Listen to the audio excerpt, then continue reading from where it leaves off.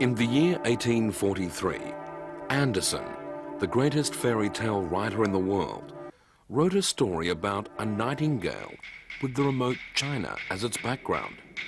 The nightingale lived in the largest garden in the world. Its melodious singing usually reminded people of a mother's kiss.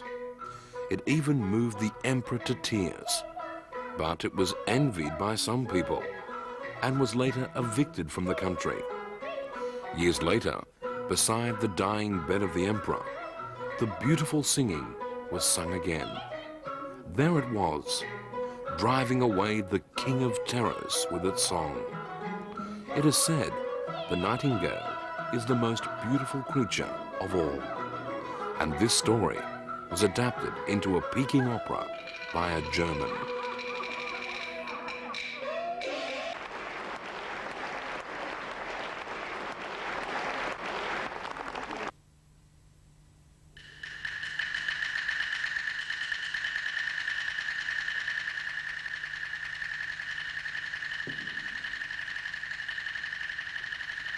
In any country and any place, we can't find another art that boasts so many fans and enthusiasts. There are tens of millions of Peking opera fans in China, even by the most conservative calculation. What's the cultural connotation of this dazzling Chinese opera?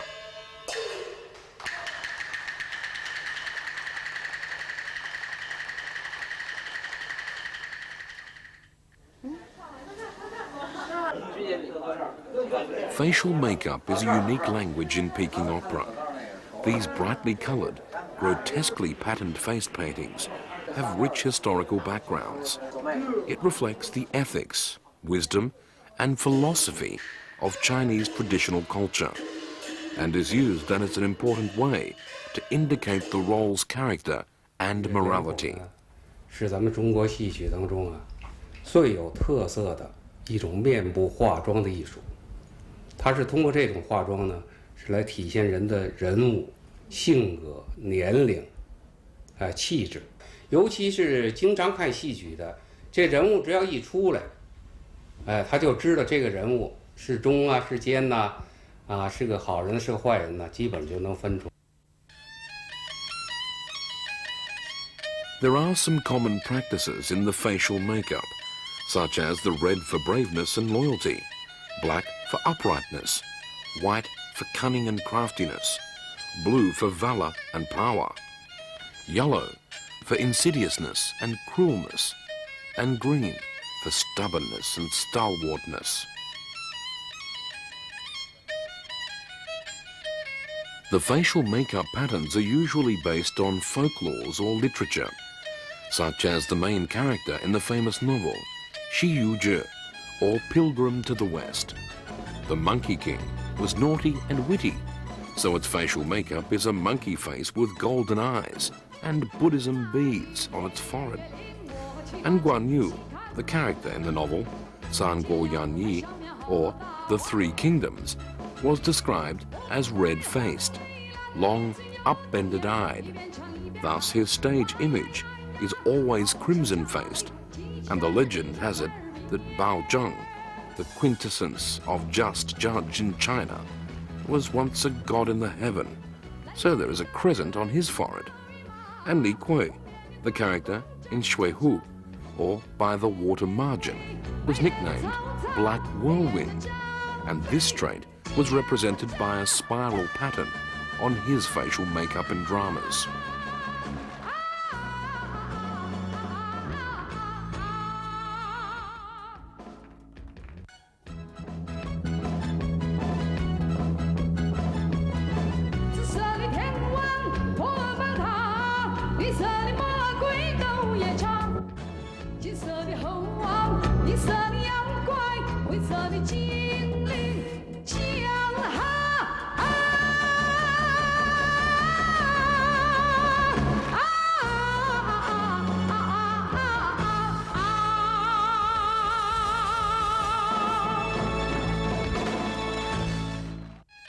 The facial makeup's wide employment in Peking opera is instrumental to stir awe from the spectators.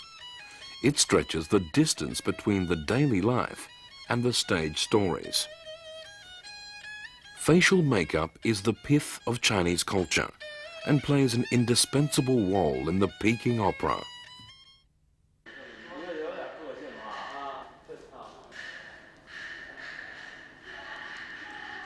From the viewpoint of the world drama history, Chinese classic drama is listed together with the tragicomic of ancient Greek, Sanskrit drama of ancient India, as the three ancient drama genres in the world. Chinese Peking opera is comparably young, with a mere 200 years history. They have different representations, yet boast the same connotation: to maintain the nobility of the drama, to exhibit a healthful, exuberant, lofty, and ideal life, and make it the mental pabulum for people.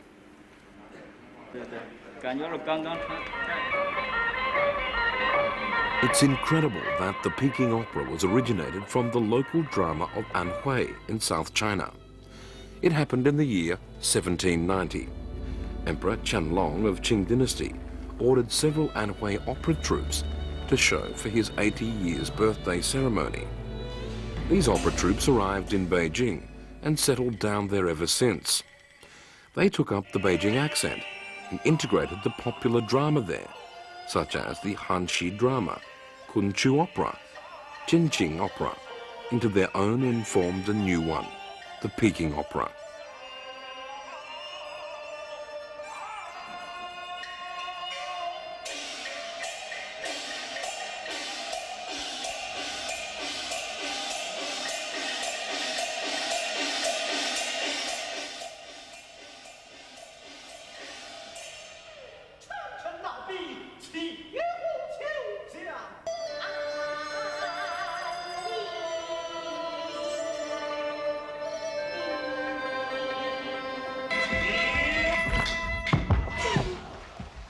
It won wide recognition and favor among the people and finally became the national opera. With its rich repertoire and high-quality performance, it became the most widespread and influential opera in China.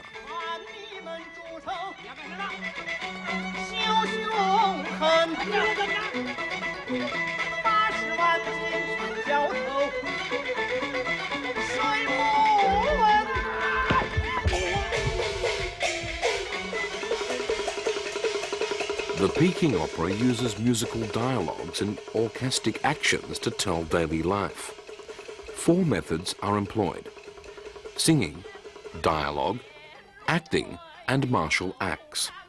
They represent the splendid and glorious achievements in Chinese culture, music, dancing, and elevate the ordinary life to an art enjoyment and a philosophy of life.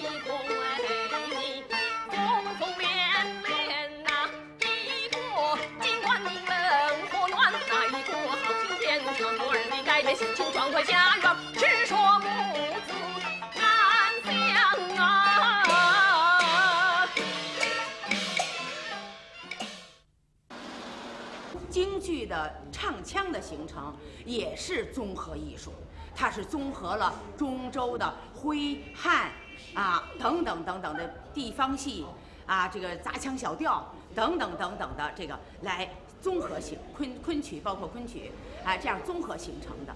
所以呢，它的调式也非常丰富。外国的一些朋友们可能听起来觉得哎呀不懂，一句话能唱老长老长，实际上呢，那也是一种技巧，是京剧特色。它展示的是音乐美、韵律的美，更多的是抒发人的内心的那点情感。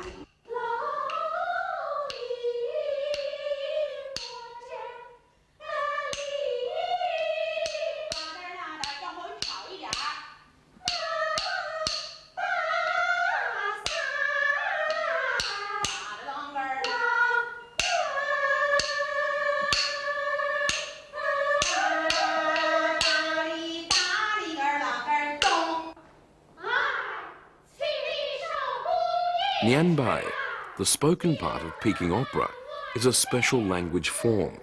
It is musical and rhymed, and usually goes with the lyrics and tunes.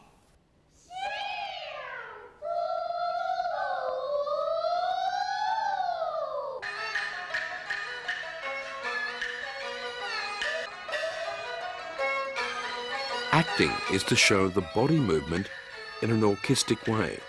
The common acts in daily life are artistically processed and showed via the hand gestures, eye expressions, body movements, and walking steps to portray the personality and the temperaments of the characters. These body movements are purposely exaggerated to show the tension of the opera and the mood fluctuation of the characters.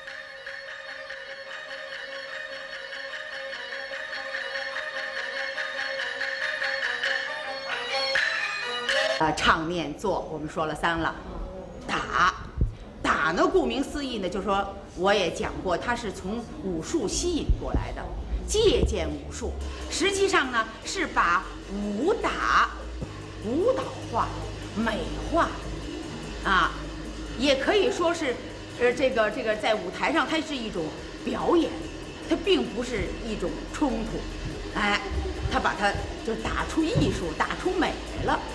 这就是京剧。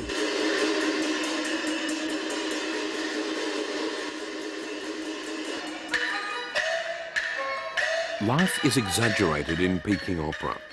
Instead of using props, many symbolic actions are used to represent actions, such as opening, closing the door, horse riding, rowing, mountain climbing, or river crossing.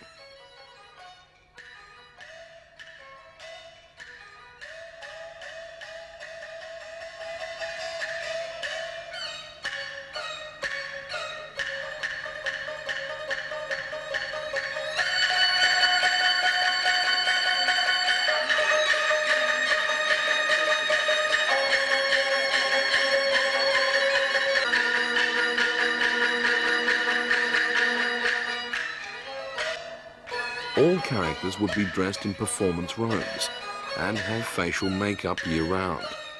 This method helps to create many characters and scenes on the stage, such as red-faced Guan Yu, horse driving, and rowing on the empty stage.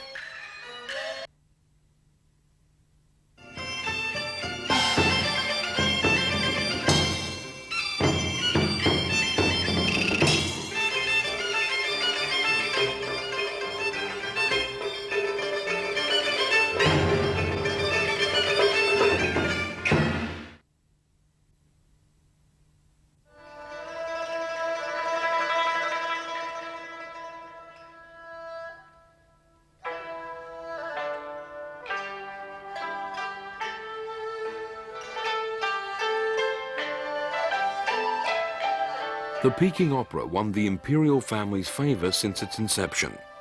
The imperial stage in the Summer Palace, west to the Beijing city, was built for the 60th birthday celebration of Empress Cixi in 1892. It cost 3 years and 35,500 kilograms of silver. With its complex construction, genius design, and grand scale, it can be used both for water shows and drama shows, and is the largest and oldest stage existing today. This stage once witnessed many anecdotes of the royal family.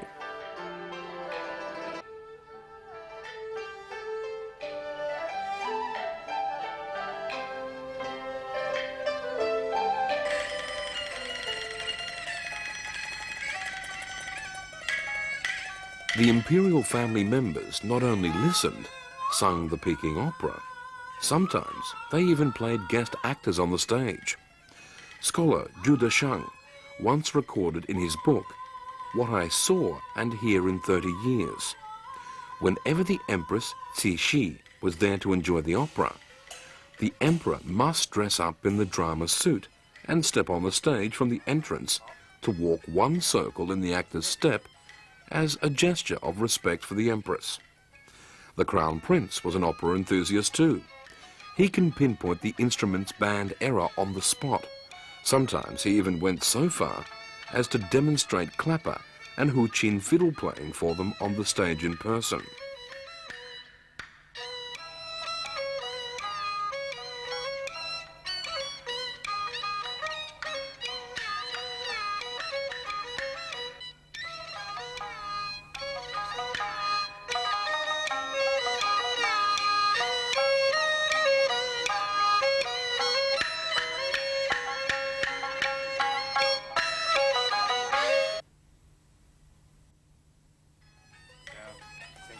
Tan Xinpei, the most famous Peking opera actor at the time, even overshadowed Emperor Guangxu. He won Empress Cixi's favor by his consummate performance and was conferred as a court official. Support from the imperial family helped the Peking opera to be the head of the operas.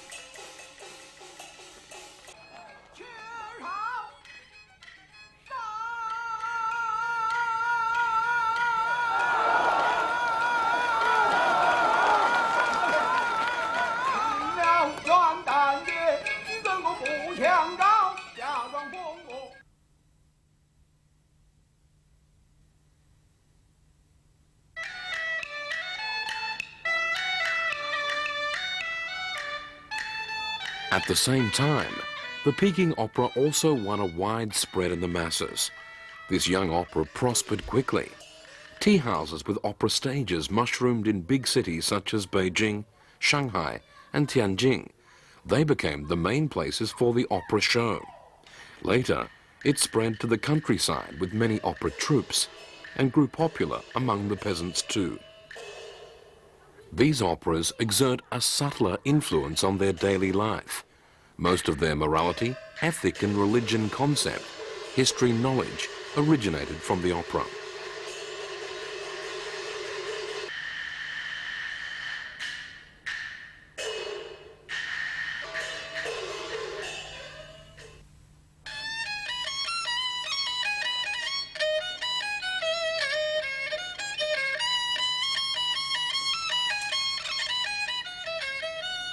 The Chinese has an old saying that the stage is a small world, whilst the world is a grand stage. From this aspect, Peking opera is a condensed Chinese cultural history.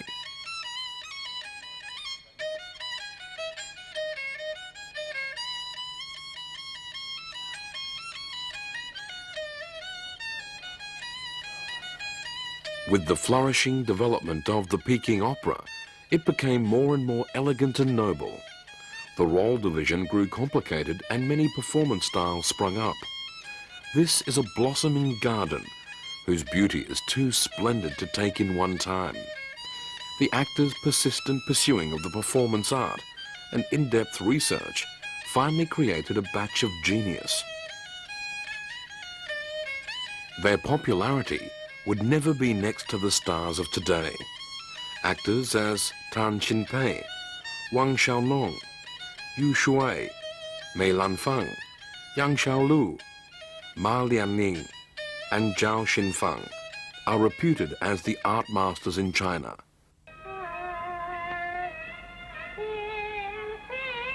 In Chinese history, the female roles in Peking opera were usually played by good-looking men with melting voices. The most renowned are the 4 female characters. They are Mei Lanfang, Shang Xiaoyuan, Chen Yanchu, and Guo Huisheng. Before them, the Peking opera was monopolized by the man's story. Female played only by the supporting roles. But these 4 art masters changed this. From then on, female characters began to take the center stage. Some performance schools were even named after them.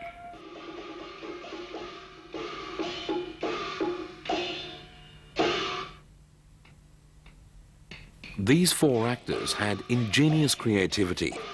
They avoided the shortcoming in the female role's performance, that is, to integrate dancing and martial arts into the performance and paying more attention on the actor's facial expression and body movement. This helped to create more lovely and smart female images on the stage. They also pursued different singing styles as their trademarks.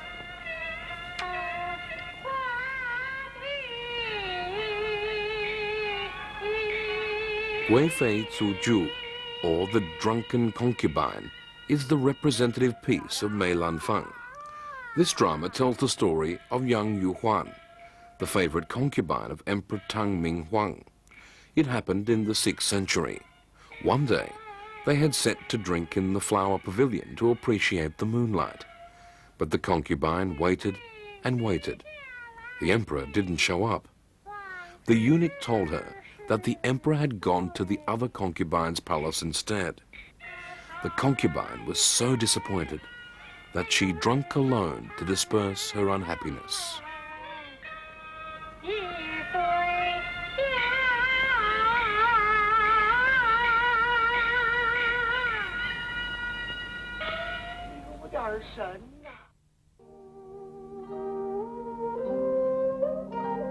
As a male actor, Mei Lanfang's female playing is amazing.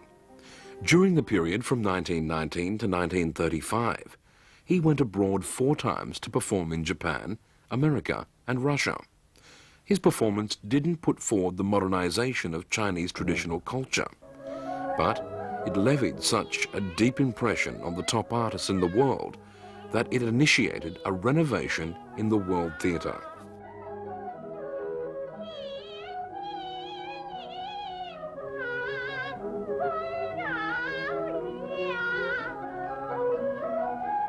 So 他们就对京剧的这种既抽象又现实的这种东西，他们非常仰慕，而且他说这种东西我们应该学的，他就觉得我父亲演的这个戏跟他的表演的手法，就是一种艺术体系。所以现在世界3大体系，斯丹尼斯拉夫这个一个体系，布莱希特德国的一个体系，梅兰芳表演艺术体系，3大体系在世界上是承认的嘛。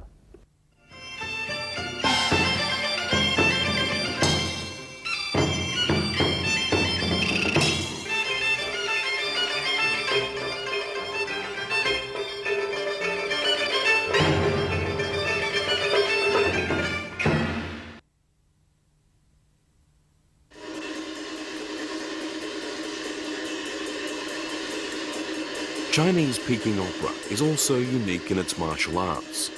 With the background, quick drum beat and music, the actors maneuver all kinds of Chinese ancient weapons with agileness and vigor.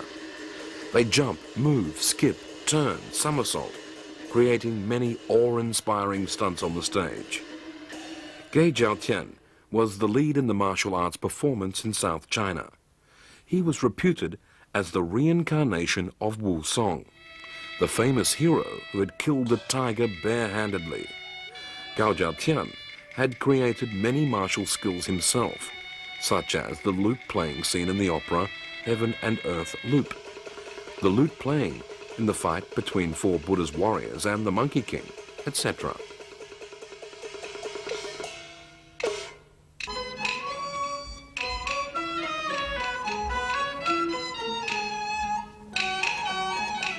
These performance masters also created a flexible and humorous monkey drama based on the monkey boxing.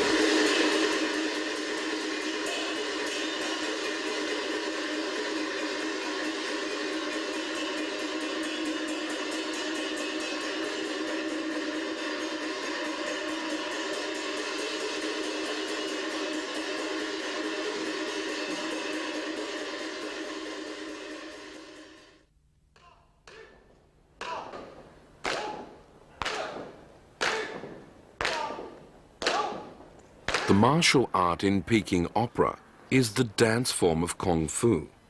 Waist and leg-based acrobatics, such as kicking and waist swinging, are basic skills in martial act performance. Somersault is used to indicate the fierce fighting on the stage. It includes actions such as falling to the ground, rolling, jumping and springing. These actions are performed with different parts of the body and are usually practiced on the carpet. Thus it is called carpet show. Props such as swords, knives, axes, hooks and sticks are also instrumental to show the pitched fight. All these interweave to be a dazzling show. Props such as swords, knives, axes, hooks and sticks are also instrumental to show the pitched fight. All these interweave to be a dazzling show.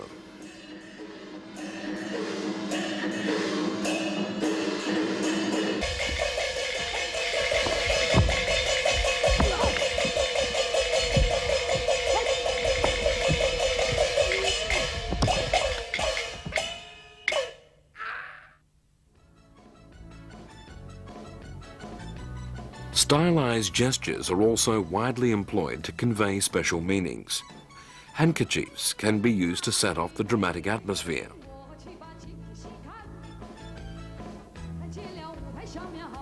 Hat wing flapping and beard fingering are both helpful to indicate the character's inner world activities.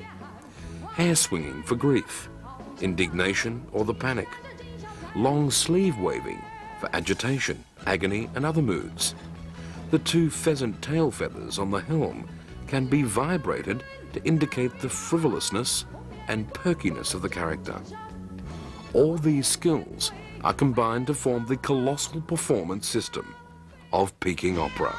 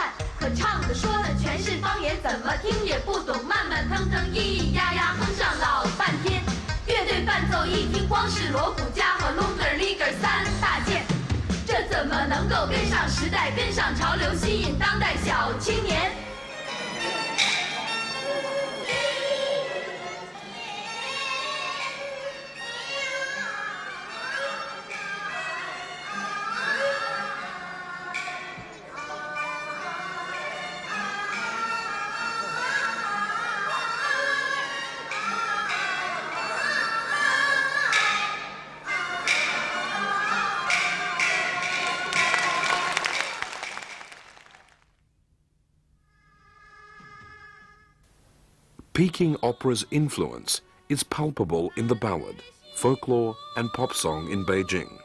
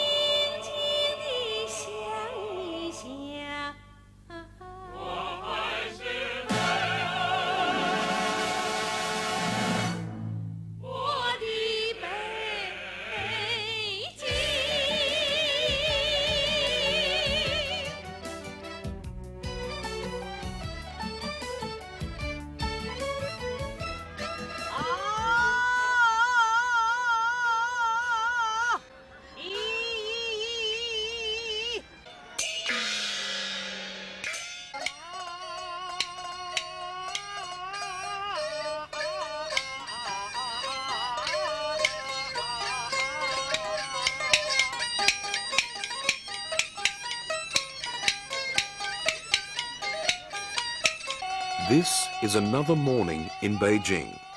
It begins all the same in all seasons and all weathers.